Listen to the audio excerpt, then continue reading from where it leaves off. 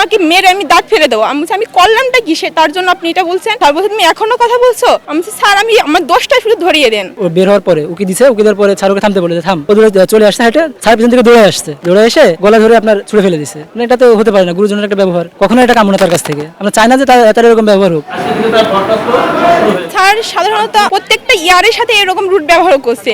আর আমরা তো সাধারণত ভিকটিমই হয়ে আসি। কালকে তো ব্যবহারটা আমাদের সাথে প্রচণ্ড খারাপ ব্যবহার করেছে, যা স্যারের সাথে আমরা আশা করি না। হ্যাঁ, বিনা ভুলিত করেছে। কারণ কালকে ধরেন পরীক্ষা চলাকালীন হঠাৎ আমাকে এসে বিভিন্ন ধরনের কথা বলছে যে তুমি কি করছো, তুমি কি লিখছো। স্যার বলছি স্যার আমি কি লিখছি। স্যার বলছে তুমি কি লিখছো, তুমি বুঝতে পারছো না, তুমি কি করছো তুমি বুঝতে পারছো না। স্যার আমার দোষটা কি সেটা আমার খুব বলে দেন।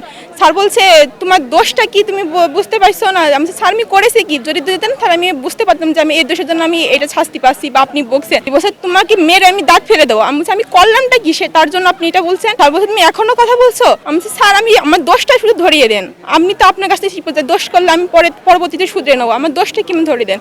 কিন্তু স্যার সেটা কিছুই করলো না। পরে আরও বকাঝকা করলো, আমি সরি বললাম, দিয়ে আমি পুনরায় পরীক্ষা দিতে শুরু করলাম।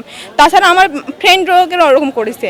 ঘটনা হয়েছিল কি, পরীক্ষা শেষে আমি আর আমার বন্ধু ছিলাম, দিয়ে আমি প্র্যাকটিক্যাল বই কেনার জন্য টাকা জমা দিয়েছিলাম। এখন ও বললো যে ওই শ্যাম নামে এক বন্ধু আছে, ওর কাছে নাকি যত সম্ভব থাকার সম্ভাবনা আছে।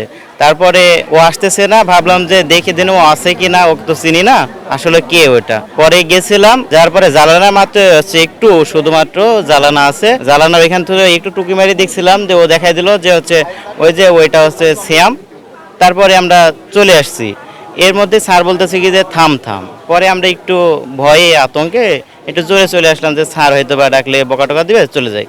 দিয়ে দেখতেছি যে স্যার পিছন থেকে দৌড়িয়ে এসে থাম বলে দাঁড়াই গেছে। পরে দেখতেছি পেছনে স্যার, পরে গলা ধরে একটু ধাক্কা দিয়ে ফেলে দেওয়ার মতো দিয়ে বলতেছে যে দুইজনকে বলছে যে যা ঢুক, ভিতরে ঢুক।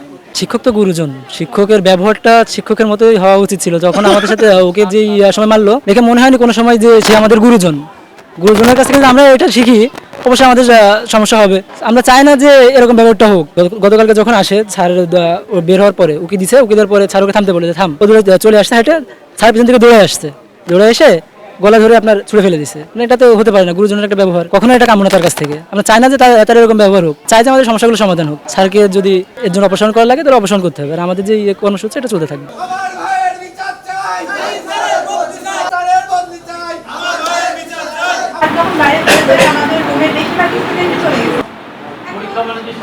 জিওগ্রাফি ডিপার্টমেন্টে একটি অপ্রীতিকর ঘটনা ঘটেছে। আমি এইমাত্র সেটা শিক্ষার্থীরা আমার কাছে একটি আবেদন দিল এবং সেটা আপনাদের সামনে আবেদনটা জমা দিল বা আমি খুললাম, আপনারা ওদের বক্তব্য শুনলেন।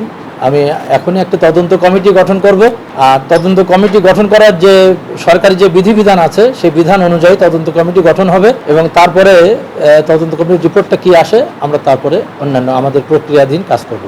হ্যাঁ হ্যাঁ, না সেটা তো আমাদের সরকারি বিধিমালা যেটা আছে সেই ব্যবস্থাই হবে, এটা নিয়ে কথা বলার কোনো সুযোগই নেই আসলে। হ্যাঁ না, এটা নিয়ে সে একই বিষয় হলো, তদন্তের উপর সব নির্ভর করবে এবং যারা আলটিমেটলি তদন্ত যখন কমিটি যখন কাজ করবে, যারা ভিক্টিমাইজড তাদেরকে তো ডাকা হবে এবং ডাকলে পরে তারা তো সেই সময় তাদের বক্তব্য দেবে। বক্তব্যের সত্যতা প্রমাণ পেলে পরে আমরা অবশ্যই তার বিরুদ্ধে একেবারে অফিসিয়াল যে ব্যবস্থা আছে সেটাই